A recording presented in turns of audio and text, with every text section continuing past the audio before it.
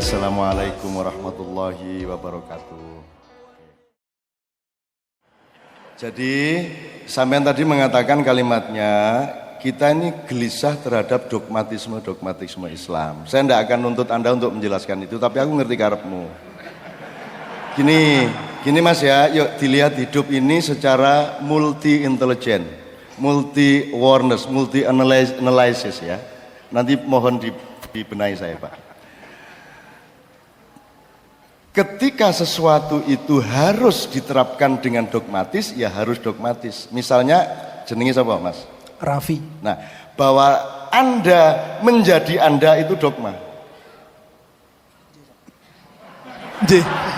Anda jadi anaknya Pak siapa, Bu siapa itu dogma. Dan itu enggak usah Anda tawar, enggak usah Anda cemaskan.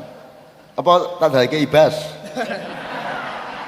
Ya, oke. Jadi dogma itu penting pada tempatnya yang tepat.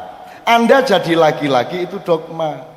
Anda harus taat kepada gravitasi itu dogma. Gravitasi itu dogma. Kesehatan, ilmu kesehatannya Tuhan itu dogma. Semua dogma. Tapi jumlah dogma di dalam syariat Islam itu, ya dogma alam jelas banyak sekali. Tidak ada pesawat kalau tidak niru konsep Allah tentang burung. Tidak ada komputer kalau tidak meneruskan matematikanya Allah 010101. Kan begitu. Tidak ada zipping dan rar kalau Anda tidak menguasai kontinuasi dari algoritma yang sudah diterapkan oleh Allah sejak awal. Jadi orang hidup itu hanya nerusin tradisinya Allah. Tidak ada gedok kalau Allah tidak bikin ubi. Kan begitu. Tidak ada sapa mang jenenge? Tidak ada Raffi kalau bapak ibumu tidak copot pakaian pada malam hari itu. Apa yang main di BBM jur meteng lah ya ora kan. Jelas ya? Itu harus dogma. Semua alam ini dogma, bumi bulat dogma. Jadi hati-hati ngomong dogma. Dogma itu penting. Kalau nanti kamu sudah beristri, istrimu ya itu dogma itu. Ojo njur golek lain. Yang luwes, sok bojo sok dudu ayo ra iso. Nah, dogma itu penting pada tempatnya, pada konteksnya. Oke, tidak saya perpanjang. Ketika datang Islam, jumlah dogma yang disebut syariat atau rukun Islam itu jumlah ayatnya hanya 3,5%. Syahadat, sholat, zakat, puasa, haji itu ayatnya semua yang sifatnya syar'i rukun Islam itu dogmatis. Kamu jangan terus sama Allah kok nyuruh saya penglimo. Nah aku karep ping 7 arep ngopo kowe? Ayo sama gitu. Sudahlah kalau Allah bilang 5 kali itu namanya ibadah mahdhah, dogmatis dan kita terima atau tidak dengan resiko masing-masing. Itu tidak usah ditawar. Karena rumusnya ibadah mahdhah adalah jangan lakukan apapun kecuali yang saya perintahkan.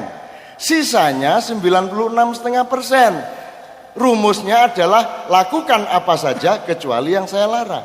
Jelas ya? Nah, dogma hanya boleh di 3,5%. Kalau di 96,5% demokrasi. Gitu loh. Gawe Partai Demokrat rapopo, ora haram. Sing haram dinggo nyolong. Dangdutan ndak haram, yang ndak boleh dimanfaatkan untuk goyang aurat, kan begitu. Main musik begini boleh, yang enggak boleh Kiai Kanjeng main musik pas Jumatan di depan masjid. Pacul wong gitu. Kan begitu.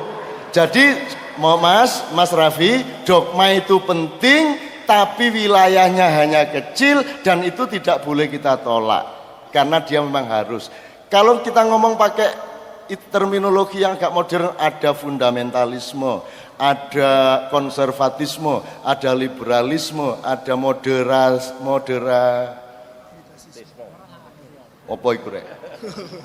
moderatisme atau apapun ya.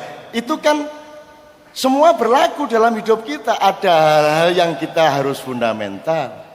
Ketika kita harus fundamental, jangan radikal atau jangan moderat, jangan liberal.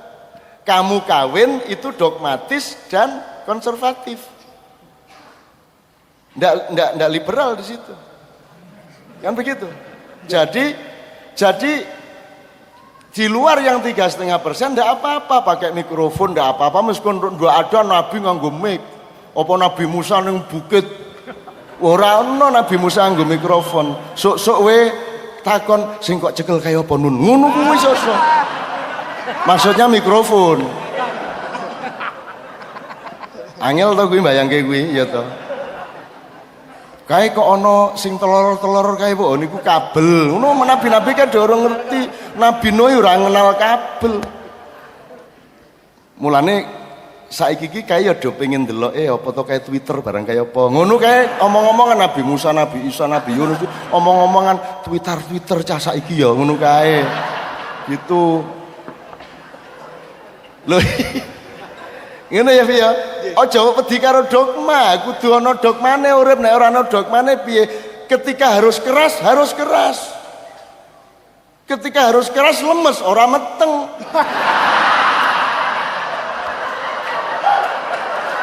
Jelas? Saru ora aku ngomong. Ilmiah kan? Ilmiah. Jadi tolong jangan pakai gender-gender.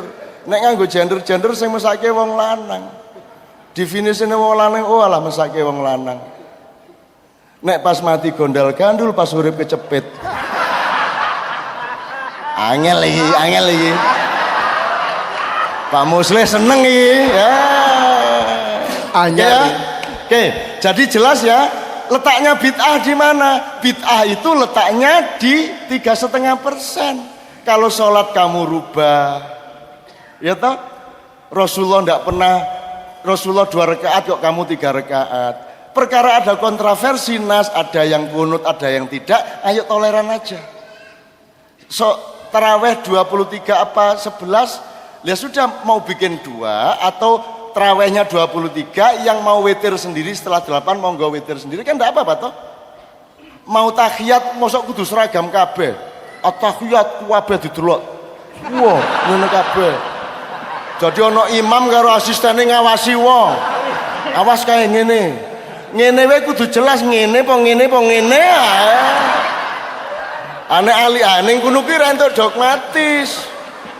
Ngono kok gitu tuh jangan dogmatis kalau itu, karena itu kan yang penting kualitasnya kepada Allah, kualitas rohani dan niatnya kepada Allah. Itu tidak boleh dogmatis.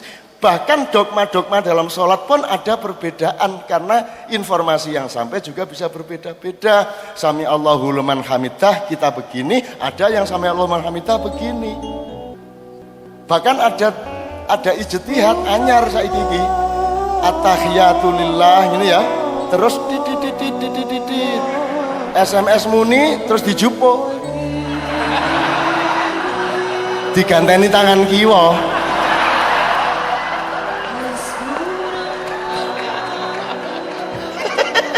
Angel ndelek wae. Angel golek. Oh alah Jan. Jadi Mas, kalau saya boleh memohon kepada Masjid UGM, teman-teman harus ikut menyembuhkan aliran-aliran dan kelompok-kelompok Islam yang memahami Islam dengan kesempitan berpikir, dengan kedangkalan berpikir. Kalau kita tidak dangkal, kita tidak sempit, insya Allah kita lebih arif dan lebih mengerti masalahnya. Kan begitu?